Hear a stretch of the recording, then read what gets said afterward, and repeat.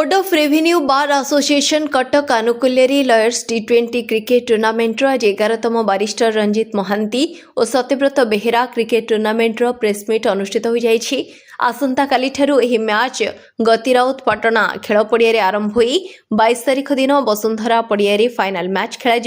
एथिरे high court bar, Bhubaneswar bar, Dhenkanal bar, CAT bar, Cuttack bar, मोटरजान bar, Ganjam bar, board of revenue bar प्रमुख भाग नहीं। खेल को सुचारू रूपे परिचालना करने एडवोकेट सुजित कुमार साई को दायित्व दि जाइछि। समस्त बार प्रतिवर्ष चातक परी चाही खेल केबे अनुष्ठित हेबो। Board of revenue bar association सभापति ज्ञानरंजन पट्टनायक और संपादक ज्ञानेन्द्र कुमार परिडा समेत समस्त आईनजीवी मध्य उत्साह। Board of revenue bar association barrister Ranjit Mahanty एवं स्वर्गत Satyabrata Behera cricket tournament organize करे। यहाँ 11तम barrister Ranjit Mahanty cricket tournament होगा जाऊँगी। समग्र ओडिशा प्राय 8 गोटी बार एसोसिएशन एथरे जॉइन करेंगे। यह आसंता 19 तारिख रे आरंभ हो 22 तारिख दिन उद्यापन हम। यह संपूर्ण सौहार्दपूर्ण क्रिकेट टूर्नामेंट। यह दुईटी फील्ड खेल हम। गोटे हूँ गतिराउत पटना क्रिकेट फील्ड एवं आउ गोटे हूँ वसुंधरा क्रिकेट फील्ड बिडानी। यह संपूर्ण भाव में वकील मान भितर सौहार्दपूर्ण वातावरण सृष्टि करने प्रति वर्ष ऑर्गेनाइज कर। अतिथि हाईकोर्ट जज अभी बड़ बड़ विशिष्ट खेलाड़ी और ओडिशार सुनामधेय आईनजीवी मैंने अतिथि होगा चैंपियंस टीम को एवं रनर्स अप टीम को आम कप एवं प्राय जो मैंने भल खेलिए बेस्ट क्रिकेटर मान को, बेस्ट बॉलर मान को, बेस्ट बैट्समैन मान को आम सम्मानित कर। कटक और भुवनेश्वर, ढेंकानाल, संबलपुर एपरी 8 गोटी टीम आसी। से टीम गुड़िक है आम board of revenue bar association, Cuttack CAT bar association, high court bar association, Cuttack bar association, motor vehicle bar association, Dhenkanal bar association, Bhubaneswar bar association एवं Ganjam bar association. Thank you. आमर काली खेल आरंभ हो 8:30 स्टार्ट हम। 8:30 स्टार्ट हम।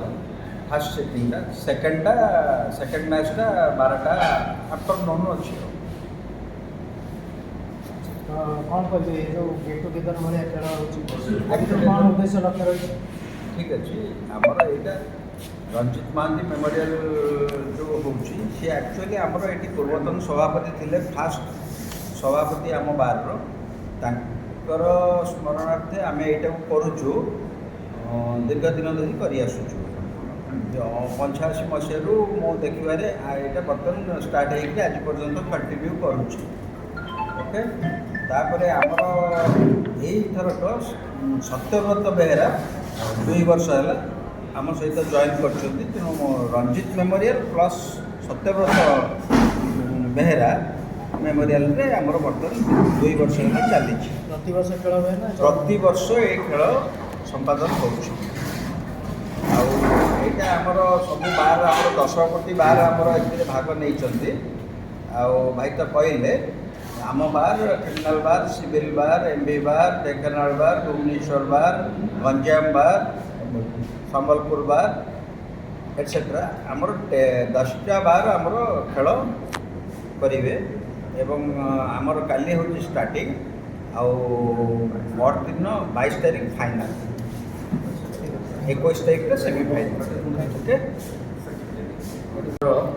भातृत्वपूर्ण एडवोकेट समागम क्रिकेट 11तम बारिस्टर रंजित महांती मेमोरियल एवं सत्यव्रत बेहेरा को स्मरण करी एक टूर्नामेंट ऑर्गेनाइज करुच्ची बोर्ड ऑफ रेवेन्यू बार। यही टूर्नामेंट रे 8टी प्रमुख दल भाग नहीं। तन्मध्यरु high court bar association, Bhubaneswar bar association, Dhenkanal bar association, Cuttack bar association,